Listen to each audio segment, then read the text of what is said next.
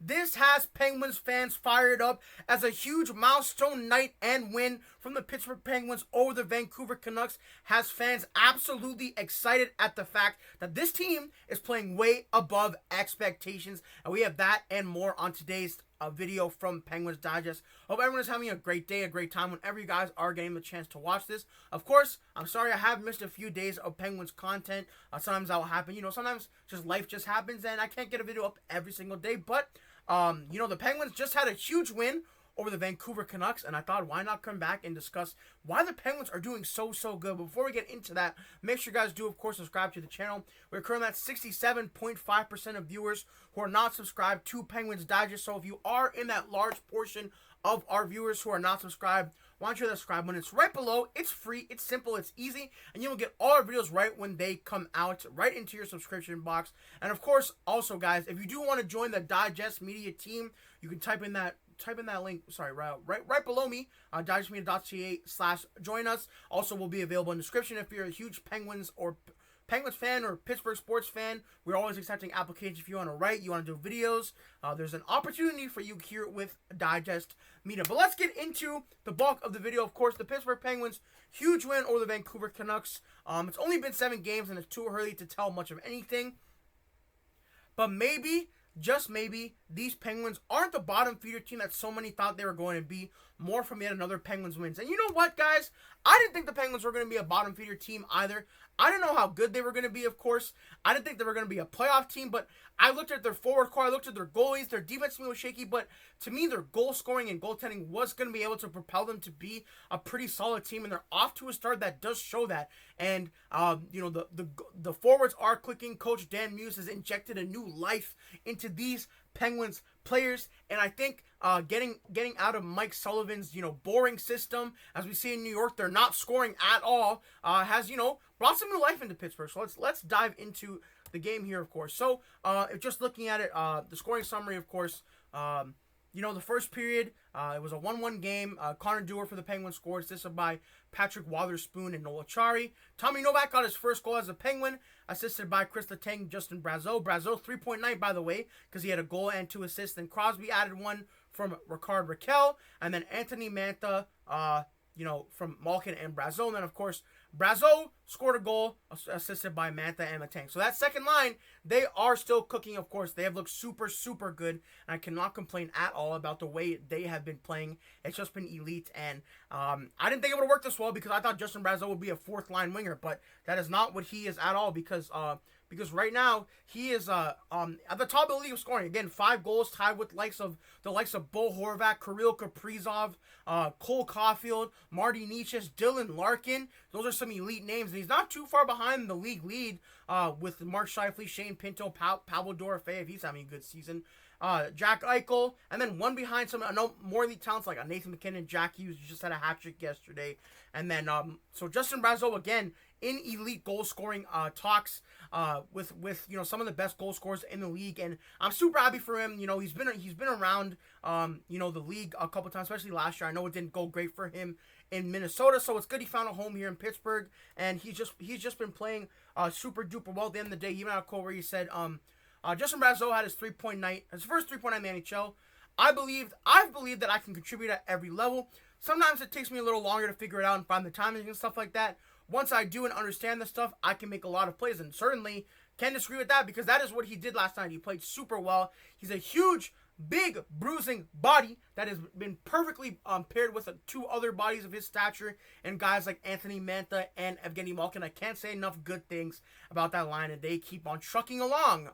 Not even a pun. They're trucks of players. I would not want to play against them at all. So been super good for them. So that's super exciting, of course. And the Penguins, they kept on going as someone like Artur Shilov's even had a good night. Just looking at his basic stats, a .958 save percentage. He has been elite, except for that one gaff he had where he let in a lot of goals. I think it was against the Rangers. But in this game, 24 23 saves on 24 shots, 1 goal against, 958 save percentage. So can't complain enough about Shields. I was super high on Shields as well when they traded for him, and he was playing against technically his former team, the Vancouver Canucks, and he wanted to show them what's up. Maybe you should have kept me on the team because I can put up these numbers at the NHL level, and I believe Vancouver barely got anything for him. So Kyle Dubas, good trade from him, and just looking at his stats from throughout the season from Chell Penguins, Artur Shields was off the mark on the Penguins' lone goal, but quite good afterward,